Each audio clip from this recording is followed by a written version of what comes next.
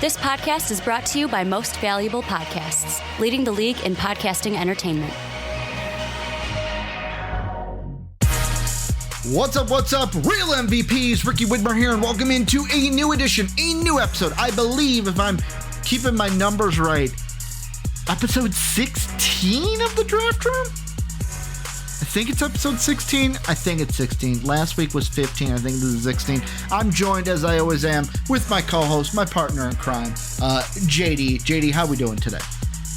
We're doing just Dan. Well, at least one of us is doing dandy today. Your team is back in a playoff hunt. But let's be honest, it looks like the complete AFC North is in the playoff hunt. As Ravens are at the top of the division, Steelers get a win last night on Thursday Night Football, and then you have the Browns and the Bungles, both at the bottom right there. 3 losses each, I want to say? Is it 3 or 4 losses each? 3. Yeah, we're so 4 and 3. How nervous are you about Bengals making the playoffs? You still nervous? Yeah. I mean, we played really good against San Fran. Mm-hmm. Well, San Fran's done. They're cooked. I wouldn't say they're cooked, but they're cooked. But yeah, it's a big game against the Bills. If we can, win, that would be that'd be ideal. But on Sunday Night Football, nothing's bad ever happened when the Bengals and Bills have played on primetime, right? Yeah, we got to play a quarter. A quarter of game. I say, though, that you're happy, JD, because I am not happy. And we're going to find out all about that this whole entire show. Before I get into everything, or we get into everything, housekeeping really quick. Number one, if you're not in the Discord, what are you doing? Greatest community in the universe. Link down below in the comment section or in the description. Patreon's also there. You can get these episodes early. Instead of Mondays, you can get them on Fridays, late Friday night, Friday morning, depending on if we record on Wednesday or Friday. You can also leave a comment down below. If you like the video, hit that like button. If you love it, hit the sub button. You can check us out on Apple Podcasts and Spotify as well. And then mostvaluablepodcasts.com for everything MVP. But JD, today we get to talk about my sorrow a little bit. We talked about the Bengal sorrow earlier in the year. We get to talk about my sorrow for right now.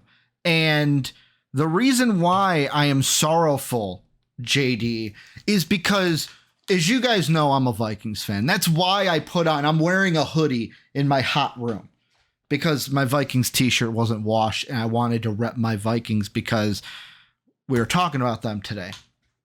JD, what is my team doing? Question mark? Like, I'm just going to rant here at the top and there will be a question afterwards. So if you guys don't know what's happening, the Vikings started out poor, 1-3 start. Then we won 2 games. We got eventually to 2-5. I think it was 2-5. Basically, we won 2 games, the last 2 coming in. And we're like, cool, coming into the Packers. This should be a win. I know JJ's been injured, but that's okay. Maybe we can get things going. Kirk Cousins, torn Achilles. Dunzo. Kirko is dunzo, and I hate to say it. So what does my team do? Trade deadline. I believe it was, Tuesday? Tuesday was the trade deadline? We make a trade. Who are we going to make a trade for? Jameis Winston was thrown out there. Could have went for, I don't know, Ryan Tannehill was thrown out there. People like Jake were making jokes that Matt Ryan was going to be coming out of retirement to play for the Vikings. And we traded for Joshua Dobbs? Which I'm like, okay, at first I'm confused because we want to make a playoff run. But then we trade for a guy who Dobbs, giving him credit, played better than I thought he would. But he's still the tank commander. And by tank commander, I mean he played for the Cardinals, which they were only playing him because they want to tank, because they want to replace Kyler Murray. So then I was confused. Then on top of it, JD, my team decides, I don't know if this is the GM's decision in this or if this was Coach O'Connell's decision. They decide, you know what, maybe Joshua Dobbs isn't going to have enough time to learn the playbook from Tuesday to Sunday. let's go ahead and start. Let's go ahead and start the rook out of BYU, Jaron. Let's start Jaron this week when we have our football game. And I'm like, that's the true where I'm like, huh? We're trading for a guy. I get there's a learning the playbook situation. But we traded for a guy and we're not even going to start him the first game when this is a team that I have heard from fans. I have heard from people in the Discord like Kai. I have heard from everyone, JD, that you can't tank. This team can't tank. You're too good to tank. Why would you tank? You're too good. I've also heard, oh, this isn't the NBA. Oh, you don't tank in the NFL. JD, the question I have for you, why are the Vikings not tanking? JJ that was sign number one. Then we're like, nah, we're not going to tank. We'll win 2-3 games. Cool. We're in the hunt. And then you know what? The football gods, they said, or God himself said, hey, this team didn't get the memo the first time. I'm giving them the memo this time. Boom, Achilles injury. And we go, nah, we're still not taking the hint. Why are we not tanking, JD? Why? Well, I'm going to start by saying you forgot another interesting trade piece. Oh, yeah, we traded away the young promising Cleveland guard to the Jaguars. Yeah. So we have Dobbs, and we're not going to protect him. Well, that was the biggest thing for me. Go ahead. I'm just going to go off if I... I thought it was interesting. I'm like, oh, you guys traded for Dobbs. First thought is, why? Because you and I have been on the same page. The best thing for the Vikings is to tank. And then they're like, nah. So I'm like, okay, well, they're going for it. Even though Dobbs isn't that guy, they could have just ran their backup. And then a half an hour later, oh, we're trading Cleveland to the Jags. Huh? What? So you're trading like you said, your young promising guard, one of the best young guards in the league, for nothing?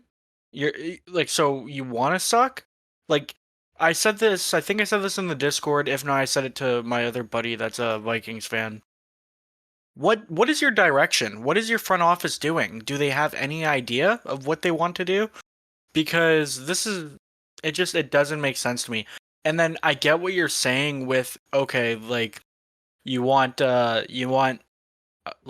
should start Dobbs in the first week, even though he doesn't know the playbook fully, because you want to win. So by starting the backup, I think they're okay with losing this week. But again, I go to say, what is your direction that you want with this football team? Do you want to suck for, your future? Or do you just want to squeak in and then get blown out in the wild card game? So I just don't think your front office has any idea what direction they want to go, and the trade deadline showed that. And that's the big thing. Like, I'll be completely honest. I know that there's some Viking fans out there that might disagree with me here, but I've had the opinion from the start, and this is not a slight at Kirk Cousins. I love Kirk as a dude. I love him in interviews. I love Big Chain Kirko. I like him in the regular season. I just don't think we're going to win a quarterback with Kirk Cousins at the quarterback position, even though everything else about Kirk I love. Since the very beginning, and this is going to sound harsh, JD, and some people are going to not like that I'm going to use this type of language here, but I have thought from the beginning that Adolfo Mensa is an idiot. I've had that opinion since the beginning. He is an idiot. He is not the GM that is going to be the one that brings us to Super Bowls, because as soon as he said, beginning of the year, that no quarterback controversy, Kirk doesn't have to prove anything, we're going to get a long-term deal done. We're committed to Kirk to the future. I'm like, oh, this guy's an idiot. This guy obviously does not know that Kirk Cousins is not going to lead us to a Super Bowl. Now this, and it makes me think, how can I look you in? Like, is he trying to have a battle with Ryan Poles for worst GM in the division? Because like Ryan Poles, yes, the moves look good on paper, but the Bears, I watched a reel today where it's like, it was from January 2022. Oh, from this day forward, the Bears are taking back the North. They're 0-8 since. And they've only covered, if you're a betting guy, they've only covered 2 spreads against the North in that time. So it's like, to me, what are we doing?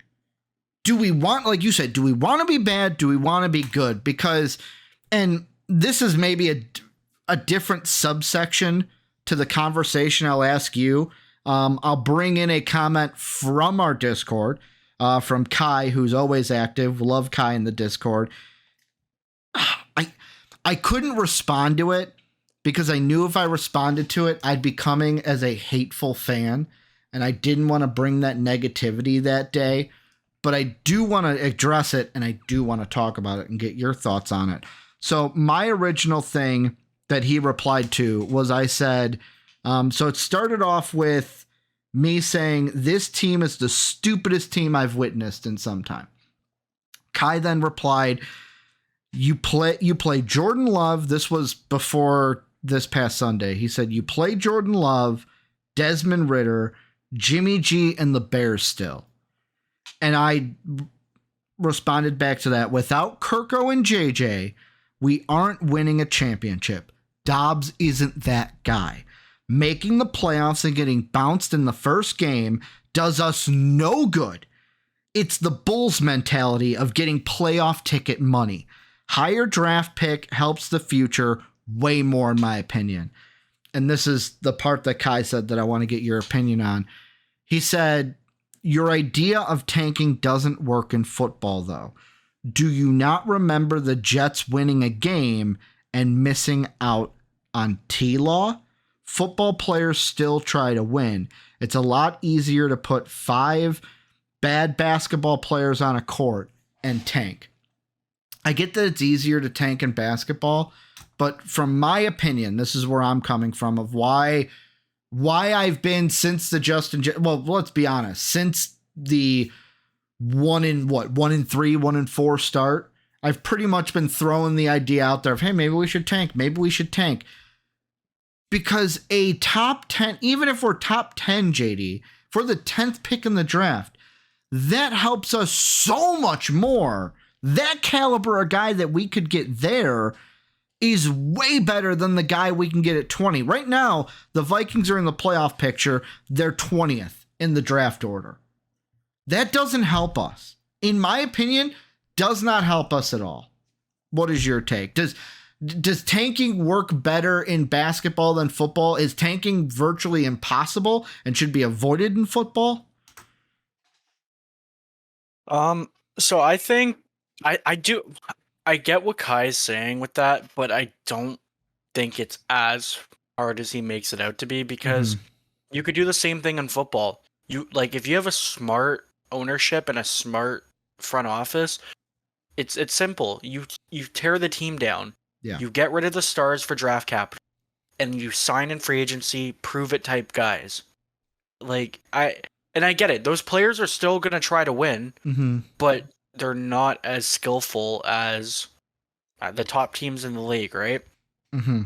So I get what he's saying, but I also have no problem with tanking. I've always been on that side because, and I know that's a hot take to a lot of people, because, oh, well, you should always try to win. You know, the fans pay money to see their team and all this. Yes, but again, for me, I've been a fan of a lot of bad teams in my life, and I'm not even really that. I'm not even old, so that's why maybe I'm a little bit skewed, because I've seen a lot of teams that were trying to be good and weren't good. So yeah, like tanking, you're right, because even the way I look at it with the Vikings, and I wasn't high on them coming into this year. I didn't think they'd be as bad, but I've been on the side of them tanking, or sorry, going after a quarterback early and for the last 2 years, because they were an aging team. So even if, yeah, like you said, even if you get a top 10 pick, like that 10th overall pick, good. He can be one of your building blocks for the future, because guess what? You maybe that'll be a clue to your front office. Maybe we won't be very good next year. Let's embrace that. Then try to go for a top quarterback. And then maybe you have a star offensive tackle and a quarterback, a star defensive player, quarterback.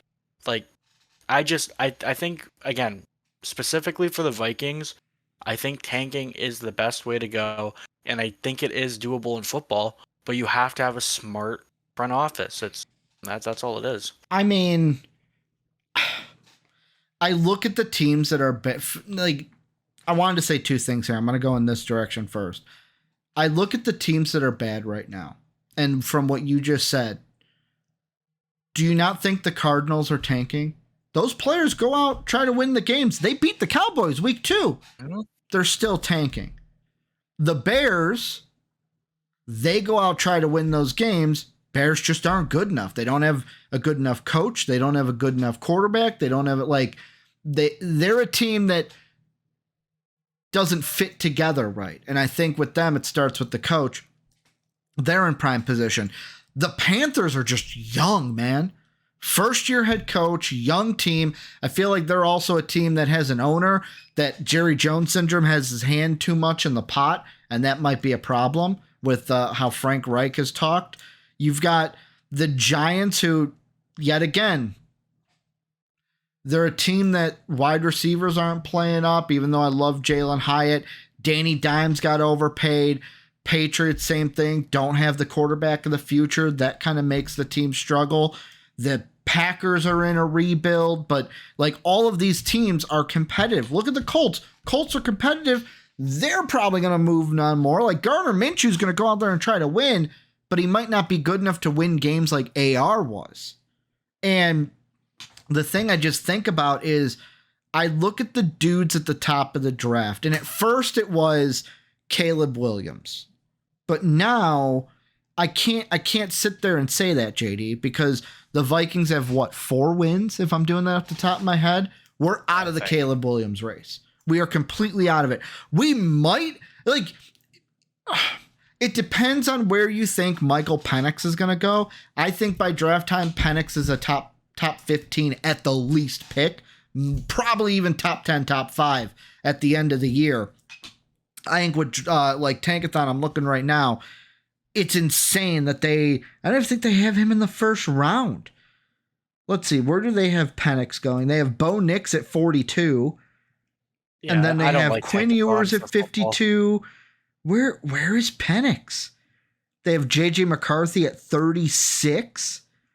They got to have Penix in the first round. Why am I not? Okay, they have him at 14. So okay, he's probably going to be top 10, top 5 by the end of the year. Like, that's just what I think. And to me, it's like, even if quarterback, if wide receiver was our target and we needed wide receiver, I'd be fine right now. Because the wide receiver position is so stacked this year in the draft. I'd be like, fine, we can get a wide receiver at 20, no big deal. But that's not our need. Any of the guys right now in the top 10, Caleb Williams, Drake May, I would take Penix over him, but still. Drake May, Maserati Marv, Olu Fashanu, Brock Bowers, Joe Alt, Jared Verse, Kool-Aid McKinstry, Liatu Latu, Dallas Turner, even at 11, JC Latham. Any of those guys I would take over who's at 20? Callan King.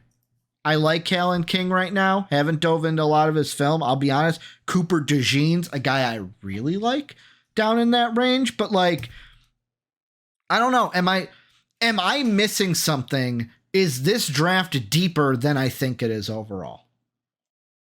So, as you guys will see it soon, but we will be posting the big board soon, my mid-season. So I've gotten to dive into a little bit more film, again, a little bit more from last year and some of the film that's been out there for this year. And it's weird because I would say, yes, it's a little bit of a deeper draft so far, but I still think the talent gap is pretty big from the top. Once you get past the top 15, I think it is a pretty big talent drop off. Again, depending on the position, like tight end, that's a pretty big drop off, obviously. Offensive tackle, I think you have about 4 guys who are pretty close, and then after that, it's a pretty big drop off. Yeah, and plus now with Brock Bowers and his injury, how's that going to play into, like, let's be honest, it all depends on how his injury heals and how he is by draft. But like him not playing, I don't think a guy like Brock Bowers, it's going to affect him in like his position too much because of how great of an athlete he is. Exactly. And again, when like the tight ends to begin with in this year's class, it wasn't nearly as deep as it was last year. So yeah, I don't think it'll hurt him at all. But I will say quickly, like how you mentioned, like how Brock Bowers would help you guys. He's definitely somebody I wouldn't No, I draft wouldn't. if I was like. I'm just saying names at that Yeah. point. Like, Yeah, even if they okay. did take Bowers, I would like that way more than any of the dudes we can get at 20. Yeah. Okay. Yeah. So yeah, like it's definitely a deeper class, but again, in any draft, obviously, there you're gonna get a guy you can build a team around with that top 10 pick, unless you are unlucky and find a bust. And a guy that you will be taking in the end of the first, sure, he can still turn out to be an all-pro player, but obviously, like it's just common sense. It's less likely. It's harder. You're usually going for a starter at that point, not somebody who's going to be a cornerstone for you. I'll ask you the question because I'm coming at it from a Vikings blinded purple haze. Am I wrong about Kirk Cousins when I say he is not when I say he is not the guy to win us a Super Bowl? Do you think I am wrong there? Could you see a universe, a multiverse where Kirk Cousins is Super Bowl champion in Viking purple? The only way, and I mean the only way, is if you guys had basically Ohio State's defense from this year, and except the NFL version, and they just carried him to victory. Because no, I haven't been a Kirk Cousin guy since he was on Washington.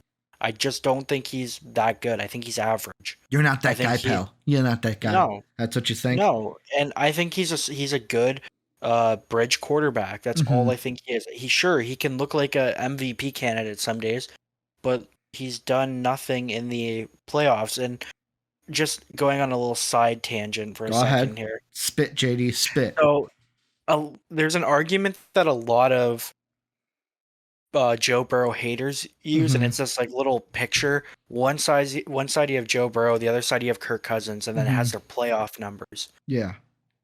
And people some of the stats are a little bit better for Kirk Cousins, and then obviously some of the stats are better for Burrow. So people are like, look, Kirk Cousins and Joe Burrow are the same guy. He's not a top 5 quarterback, whatever. And people seem to forget playoff wins and playoff moments matter.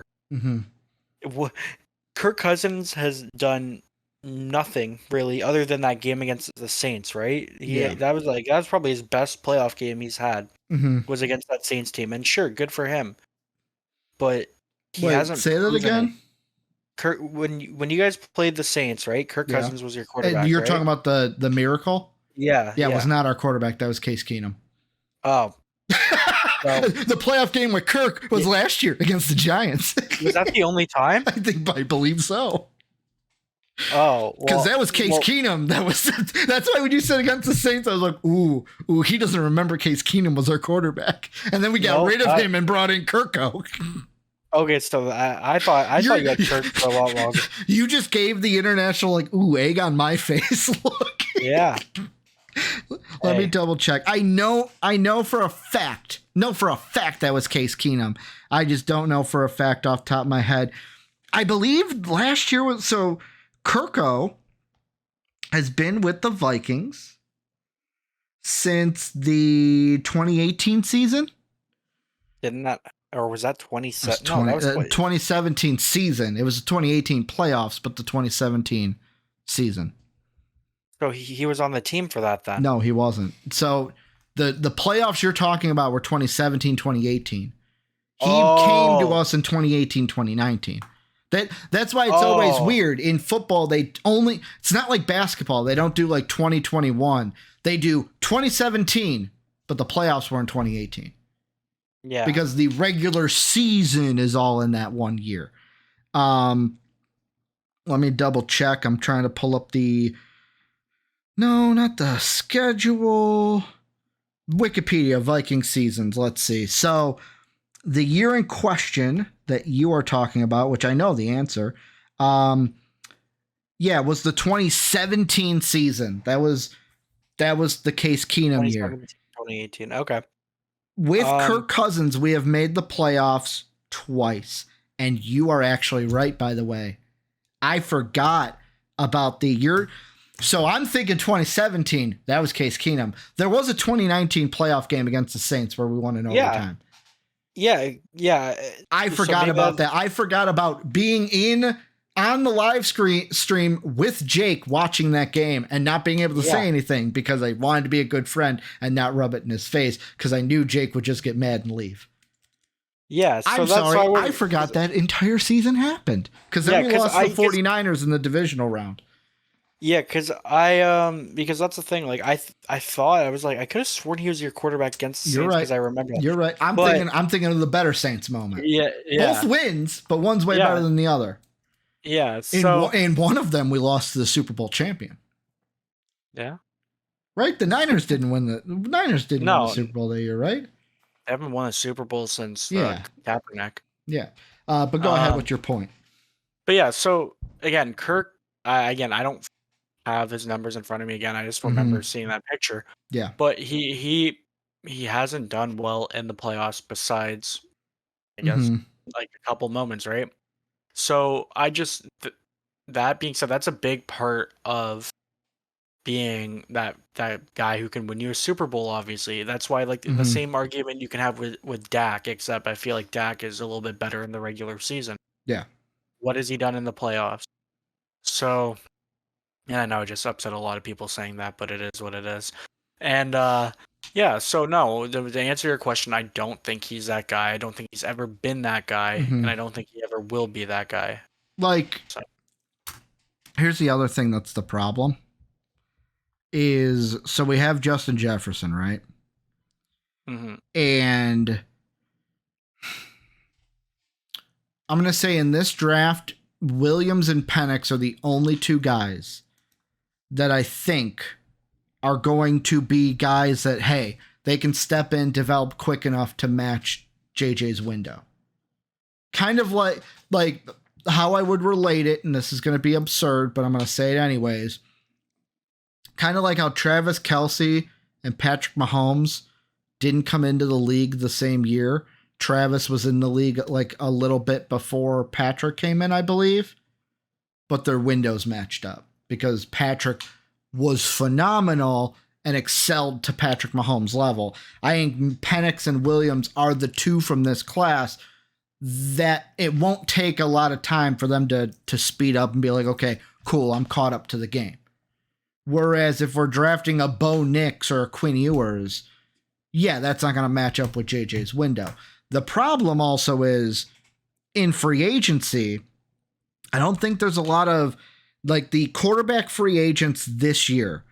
You got Kirk Cousins, Ryan Tannehill, Jacoby Brissett, Tyrod Taylor, Marcus Morris, Sam Darnold, Jameis Winston, Drew Lock, Baker Mayfield. A lot of mid out there. A lot of mid at the quarterback position. Garner Minshew, Teddy Bridgewater, Tyler Huntley. It's just a whole lot of mid. So there's even like, I get rock in a hard place if it's not Penix or if it's not Williams for replacing Kirk Cousins. Yeah, well, because you're right. Because again, I've been a fan of a team that wasted AJ Green's whole career pretty much, right?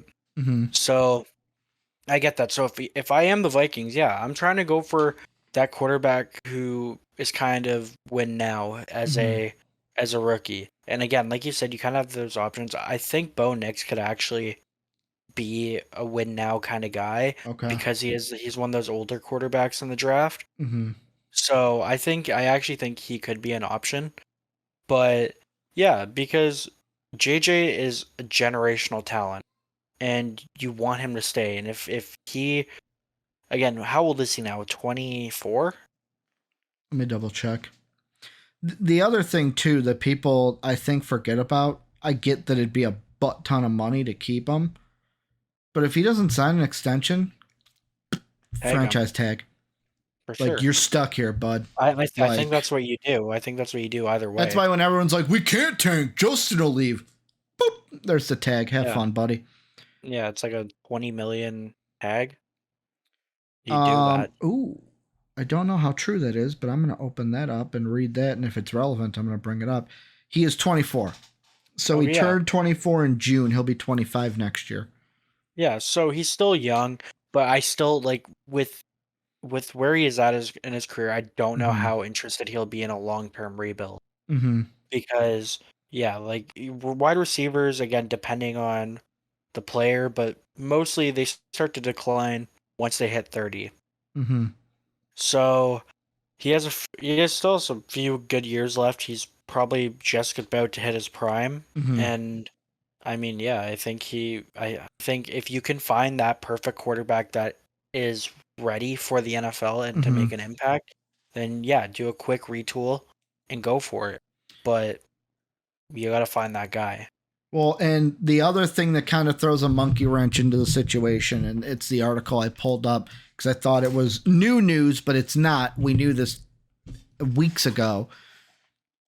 But I guess today there's an article that came out, tweet going around, that rumors that Justin Jefferson has revealed who he wants the Viking quarterback to be next year. Do you want to take a guess at who it is? Kirk Cousins. Kirk Cousins. Yay. Yeah, whoa. Shocker that us as humans are creatures of habit and that we have formed a bond with somebody and don't want to mess that bond. It's funny how humans don't like change. And change is scary, JD. But like, do you think there's a possibility if the Vikings didn't bring back Kirk, but got a Michael Penix, that JJ would be angry about that and become a cancer in the locker room?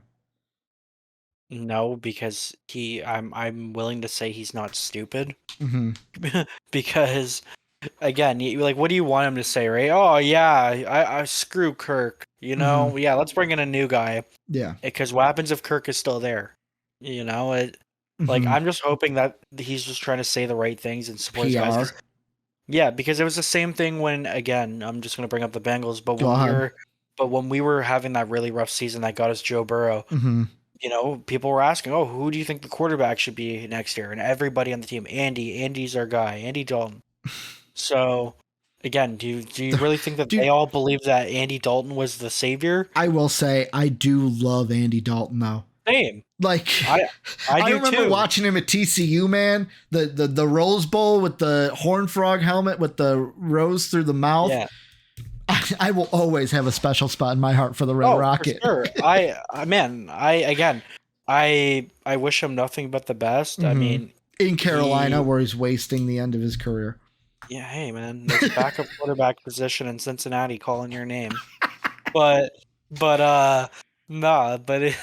joins the Bengals as a backup, and that's when you guys win the Super Bowl. This is what I said. I said you guys should have brought in Andy, because then he would have been to pretty much all of our teams. He would have played for my team, Jake's team, Tim's team. He was a Bear. And then your team. Yeah. So he was a Bear at one point. But I just think it's a PR move, and I mean, because I believe JJ wants to win. Yeah. He got a taste of that 2019 national championship, great, but I'm assuming he wants more. Yeah. I mean, he seems like he's a competitive guy, and all he wants to do is win.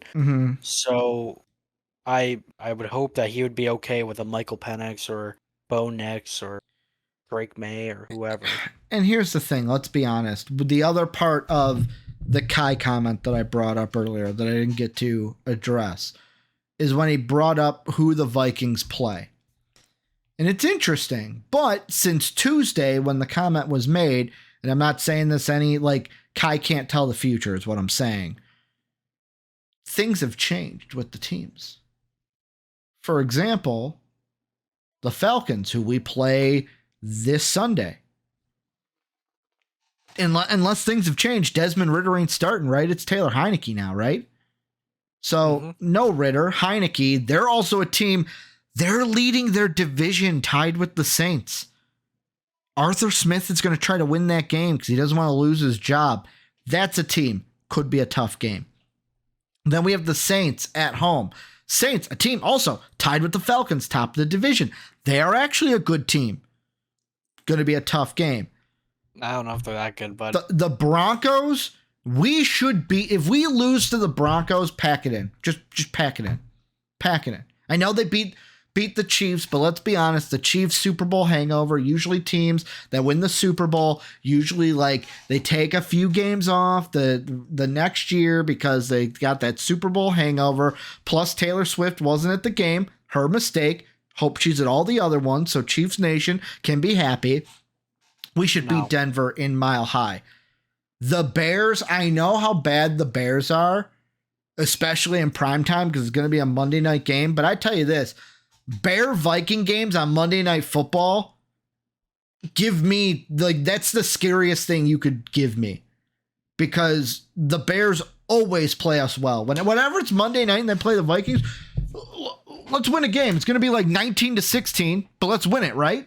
And then they beat us on Monday Night Football. That's my history as a kid and young adult watching the Vikings and Bears on Monday Night Football. Then the Raiders. We don't know how this new look Raider team is going to look by December 10th. So put a note on that one. Bengals on the road. If you guys don't win, there's problems there. Yeah.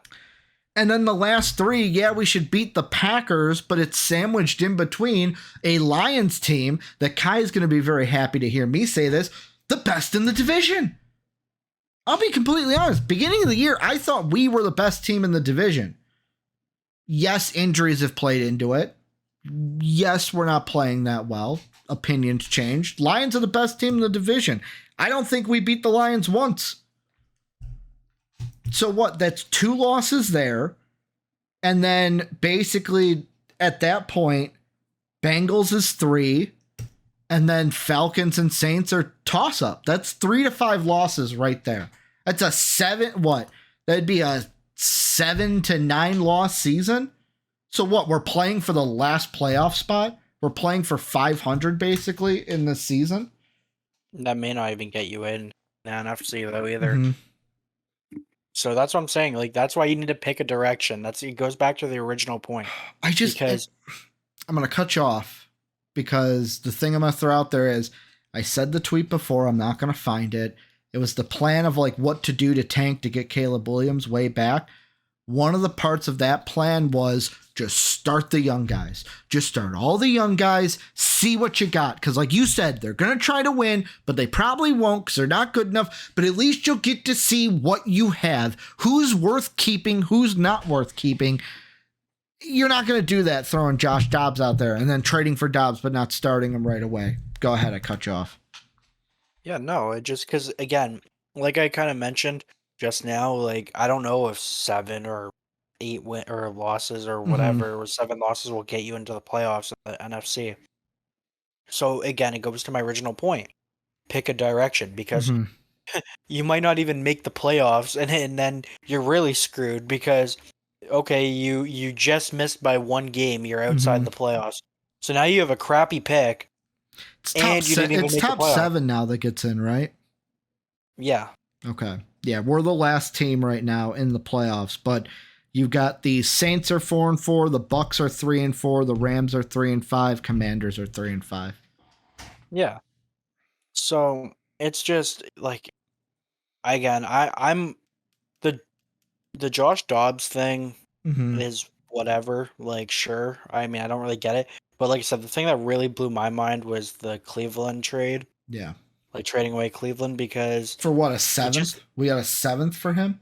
Unconditional 7th, I believe? Yeah, unless there was some other things we don't know, like his attitude or maybe some off-the-field issues. But on paper, he's going to be a pretty decent guard in the league.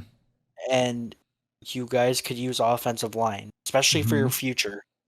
So I don't know. That's why I just thought about it just now. Maybe there were some off the field issues because that just didn't make any sense at all. And unless your general manager was high as a kite, but yeah, I kind of feel bad for you. I'm not gonna lie, but. So to end the podcast today, a little bit of change of lanes. First off, I want to thank you, JD, and thank you to everyone who's listening for allowing me to vent. This has been like a therapy session for me because I feel like most times I'm just shouting into the void and shouting into a wall because most of my other friends don't want to listen to me complain about the Vikings. My girlfriend's tired of it because she's like, why does this matter? So thank you guys for letting me get everything off my chest with how this team is making me feel. But let's pivot to a team that's neither of ours. And this isn't, I don't know how big of a story this is or how true it is. I just think it's fun to talk about. So there was a tweet the other day. Michigan head coach Jim Harbaugh reportedly is keeping tabs if there is an opening with Chicago Bears' head coaching job. I saw this because Big Cat from Barstool Sports tweeted, please let Michigan head coach Jim Harbaugh know that there is in fact an opening. JD, I will ask you kind of a double-edged question. One, if this is true, if Jim Harbaugh is keeping tabs on that job, should the Bears fire Eberflus regardless end of the year to bring in Harbaugh? That's one. And two, should Jim Harbaugh leave Michigan based on all the controversy that's going on with them with their cheating scandal? Yeah. I'm the type of guy that wants to give young coaches the opportunity to. Eberflus isn't young. No, but I mean, like he's a new head coach, right? Yeah, like newer. You're talking fresh into the head coaching ranks. Okay. Yeah. I guess I should have worded it like that. Eberflus is not young. No, I meant like new to the like head coaching, right? So normally I want to give those guys an opportunity. 53, by the way. Okay. So, yeah, normally I want to give those guys like some time to, get those speed bumps out of the way and kind of improve as coaches. But he's been so bad for this team. Like he's just not that guy. Yeah, like their team, like they're on paper, their team is not very good either. Like again, I saw people say that the Bears should have 7 wins, and I'm like, no, try 4 maybe. Yeah. And yeah, so, but again, even just like in the games, like they've had some close games, but they just don't look like they know what they're doing. And with Jim Harbaugh, I don't know how he will do in the NFL. I don't think he would do very well. But do you not remember him with the Niners? Yes, but that was like what, 8 years ago? Do you not remember him with the Niners, JD? I think he would do very well in the NFL. But times have changed. Yeah. We've seen that before. Look at Urban Meyer. Yeah. Again, Urban Meyer was never in the NFL though. No, I know, but great college coach. And then I know Harbaugh has a former NFL experience, but I'm gonna cut you off here though. There's a big difference between those two men because one, Jim Harbaugh knows how to deal with men. Urban Meyer to me is like Chip Kelly. Didn't know how to deal with men. College is where you belong because dealing with kids is easier than dealing with men. Yeah, sure, you're right. But think about this, Ricky. I hate to be that guy, but in today's age, we are soft as baby. Now, especially in the NFL. Have my paper out, man. I didn't even have it out. You got it. Go ahead. Yeah.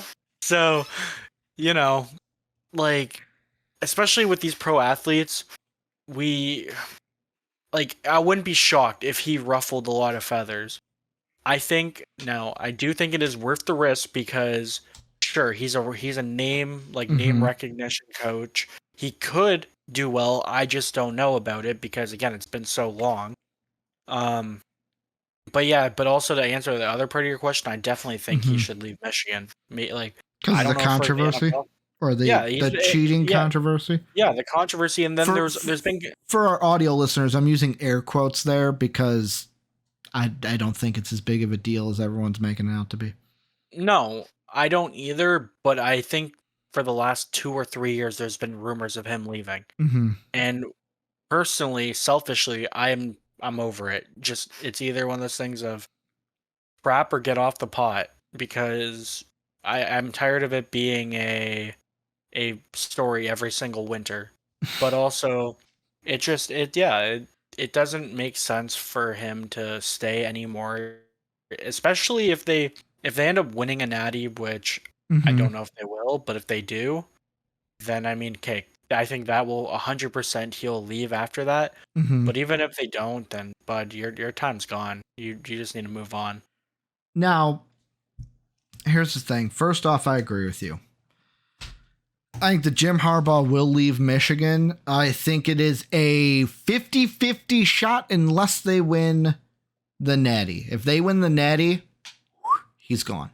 And the reason why I say that is if they win the Natty, what else is there for him to do in college? If they win the Natty this year, cool. I've done it all. I can now go off and be happy in the NFL. And I think, to be honest with you, I think Jim Harbaugh is a better NFL coach than he is a college coach, which is saying something because he's a very good college coach. The other thing that I think the Bears on their side, they should be opening that slot. Like, here's the thing. They should be opening the slot regardless because I don't think I've had this conversation with Tim, Bears fan, numerous times. Eberflus is not the guy. But the problem is with the Bears, I don't think the people doing the hiring, the McCaskies, necessarily know what to do to hire a competent head coach. Because how many times have the Bears been in this situation? New coach comes in, all this excitement, coach ain't good enough.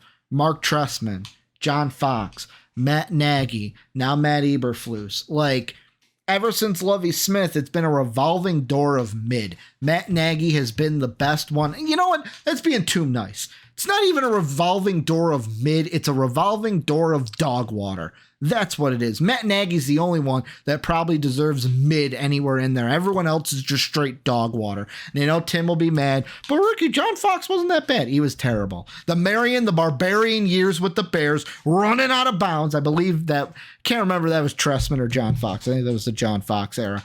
But I could be wrong. That could be the Trestman era. My point being, Matt Nagy, probably the most successful one out of that bunch. The only thing I have a question with Jim Harbaugh, and this is trying me thinking back to those days. The first thing that pops into my head is what kind of quarterback did he have, JD? A mobile Quarterback. He had Colin Kaepernick. I believe that Jim Harbaugh could unlock the potential within Justin Fields, because I don't think the Bears are going to be in the running for the Caleb Williams pick. I think he's going to Arizona. I think Arizona will be the number one pick. Reason why I say that, Bears are going to Bears themselves and screw up, JD, because that Thursday night game that's Panthers-Bears, the Bears are going to find some way to lose that game. They're going to shoot themselves in the foot by losing that game. Panthers win, knocking the Bears pick further back. Panthers are also going to try to win because why not? Like, we don't have our pick this year. I think the Cardinals are going to get Caleb Williams at the end of the day. That leaves you with, hey, Justin Fields, Jim Harbaugh can unlock his potential. Here's my only question, though, and I'll ask this to you. The Colin Kaepernick and that offense's success, who do you give most of the credit to during those days?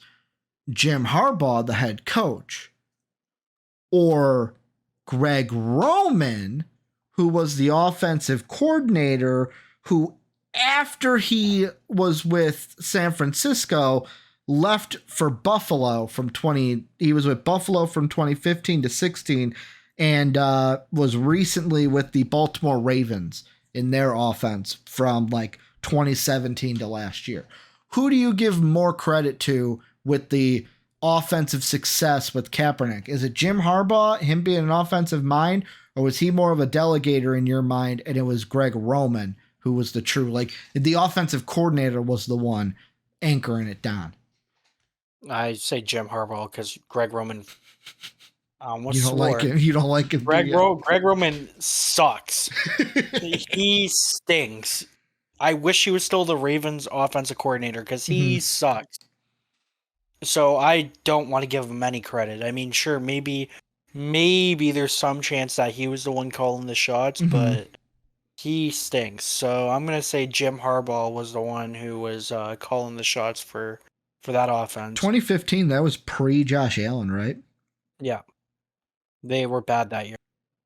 Because that was the first Bengals game I ever went to, and I think we smoked. Guess who the Guess who the quarterbacks were for the Bills his first year? It was EJ Manuel, and it wasn't Tyrod. It was Tyrod. It was Tyrod. Oh yeah, because I saw both of them play. Sammy Watkins. You're right. Game. You know what? Yeah. And that question I asked was stupid. That question, it was all Jim Harbaugh. Yeah. 2016, did their team change much? Did they have the same quarterbacks in 2016, his second year? No, they got rid of. I think they kept Tyrod, but they got rid of EJ Manuel. Now let's see. No, same two quarterbacks. Oh. They brought on Robert Woods. That was the big thing. They brought Robert Woods in to be the number 2 wide receiver to Sammy Watkins. And they had Marquise Goodwin as well. That's when Sammy Watkins used to be good, but he was injured. Was he ever good? Yeah, he was good. I remember him at Clemson. Clemson, he was pretty good. Fun fact, that Bengals-Bills game I told you about that I went to that year, he got injured. Really? Yeah. Very, very random off the top thing. You know who's a wide receiver I will always remember. And I feel like there's a multiverse out there where he was an actual good NFL player. It didn't happen in ours though. He went to Missouri and got drafted by the Titans. Yeah, that Green Beckham or whatever his name was. Remember how good he was in Missouri? That was kind of like before my time. Remember how good he was? Like I heard he was good. Well, he was a 5-star, wasn't he? Like the top 5 player in the class. Because actually, I watched this like there's one YouTuber he walked so AJ Brown could run. Yeah, because AJ Brown also Missouri got drafted by Tennessee, plays wide receiver. Yeah, because and then they both got traded to the Eagles from the Titans. That's a weird fact for you. Parallels. Yeah, no, because I watched like this deep dive on like his like high school career and like college career, and I'm like, oh, dude, he was so good at Missouri. What draft was that? You're gonna swear again. I heard it. The 2015 draft, he was a 2nd round pick. Yeah, that was the first year I watched the draft. Who was the first overall pick that year? 2015. Yeah, who was the first overall pick? Wasn't it Winston? It was Winston. Yeah, and then Mariota. Who did the Bengals pick that year? Go. Cedric Ogbuehi. Yeah, he did 21 overall. Yeah, he sucked. Yeah, he was horrible. Who was your second pick? Go. Jake Fisher. Wow, you are good. I'm not going to make you go 3 for 3. Don't worry. The fact that you were able to rattle off the first two. Wait, I forget. Just tell me, was the 3rd round pick a linebacker? Give me a second. I got to find it. Let's see. Was it a linebacker you said? Yeah. No, it was a tight end. Yeah. It was a tight end from Rutgers. Oh, what? I forget his name, but I'll give you another hint. Give me a second. I'm pulling it up. He played. I know the name. After you, he went to the Bills. I know him more as a Bill. He went to the Bills, Jets, Niners, and is currently with the Dolphins. I know. I remember he went to the Bills. His last name is kind of familiar to a famous video game character from the 90s, a female whose first name was Laura. Oh, Tyler Croft. Tyler Croft. Yeah. I remember him. Like the Laura Croft. Yeah, no, because I remember him because I was high on him. I'm like, him and Tyler Eifert are gonna do big things together, and you guys did take a linebacker with your additional 3rd round pick though. Yeah, that's what I thought. Paul Dawson. Yeah, TCU. EJ. Freaking suck. But yeah, like the Bears should easily, in my opinion, if Jim Harbaugh wants to come, roll out the red carpet for him. The only question is with the Bears, we still got a lot of questions, man. Are they going to be the 1st pick, the 2nd pick, the 3rd pick? I think it's pretty safe to say Maserati Marv, get that Bears jersey. Get that Bears jersey ready. Although I would love for Marvin Harrison Jr. to be a Colt. That would just be fitting. Oh, that'd be filthy. Like not just having Junior and Junior with Pittman Jr. and Harrison Jr., the JRs, but just Marvin Harrison. Go play where your daddy did. You know what I'm saying?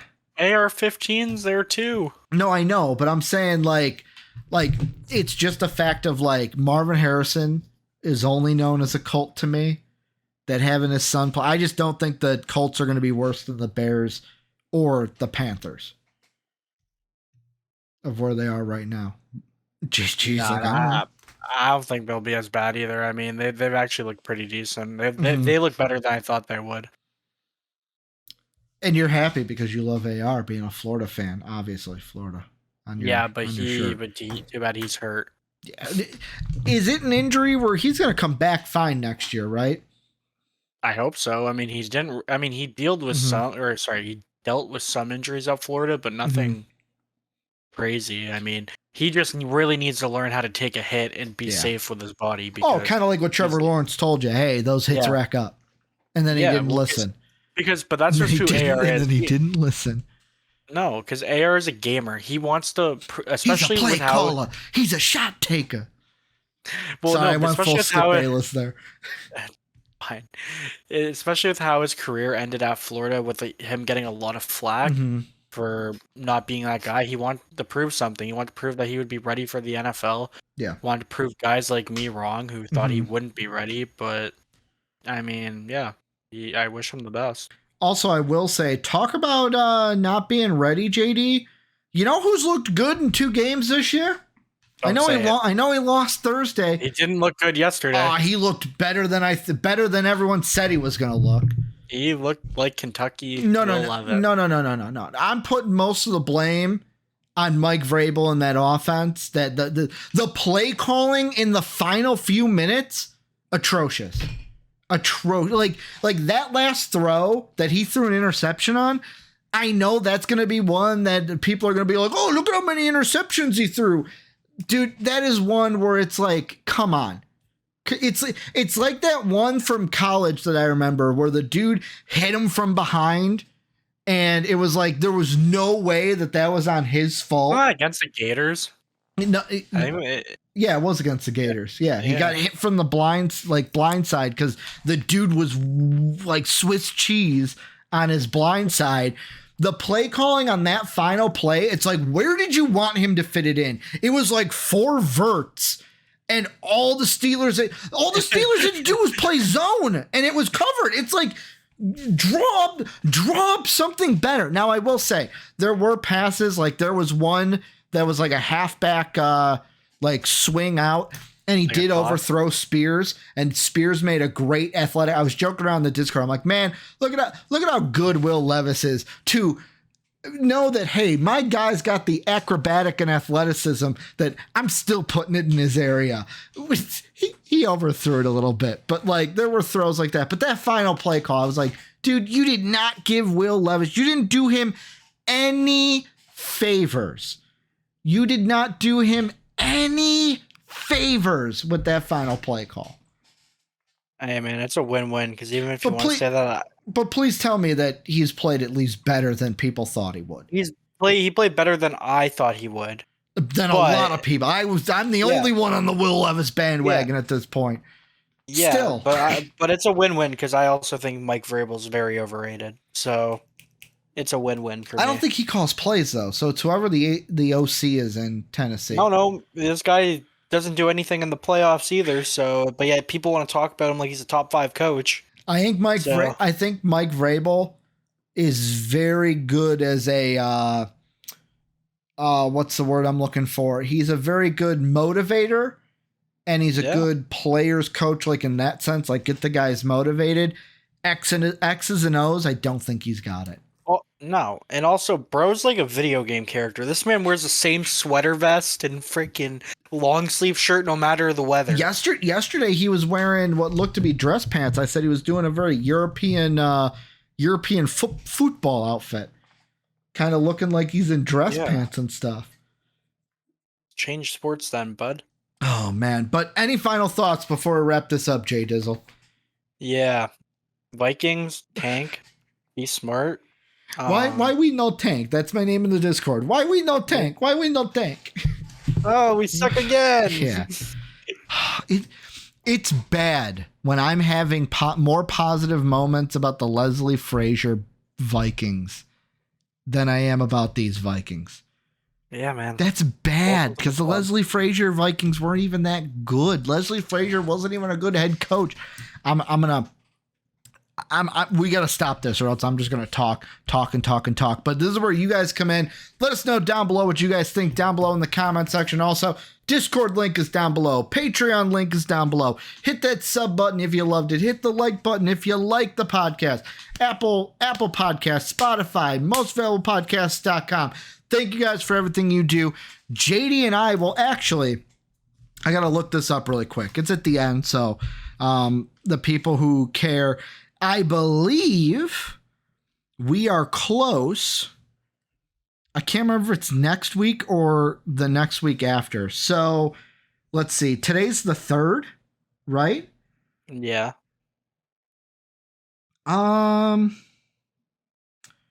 So okay, we're a couple weeks out. So update for the draft room. JD and I will be back in 2 weeks. After our next podcast, the draft room goes back to an every week podcast because NBA will be back. It'll be NFL, NBA, NBA. The draft room NBA side, Dave and I come back on for everyone on YouTube, it'll be the 27th, but on Patreon on the 24th. So we're almost back into full swing of things. Go ahead. One thing though. Go ahead. So we might be missing that week though at the end of the month, right? We're not recording on Friday. So we'll record before the Friday and then upload? No. You're getting it wrong. The next time you and I have a podcast is the week before SummerSlam, or I'm sorry, Survivor Series. Dave and I's week is Survivor Series. So Dave and I will probably record like on Wednesday. So that won't affect us. No, it shouldn't affect us regardless. We'll be at Survivor Series, by the way, if anyone's a WWE fan. We'll be there. But that does it for the draft room. We'll see you guys in 2 weeks. As always, have a good day, everybody. Toodaloo. As always, we'd like to thank the people that make these videos possible, our patrons whose names are displayed on the screen now. If you would like to become a patron, go ahead and click the Patreon icon in the bottom right. And if you'd like to check out another video from MVP Sports, hit the video in the upper left. As always, thanks for watching.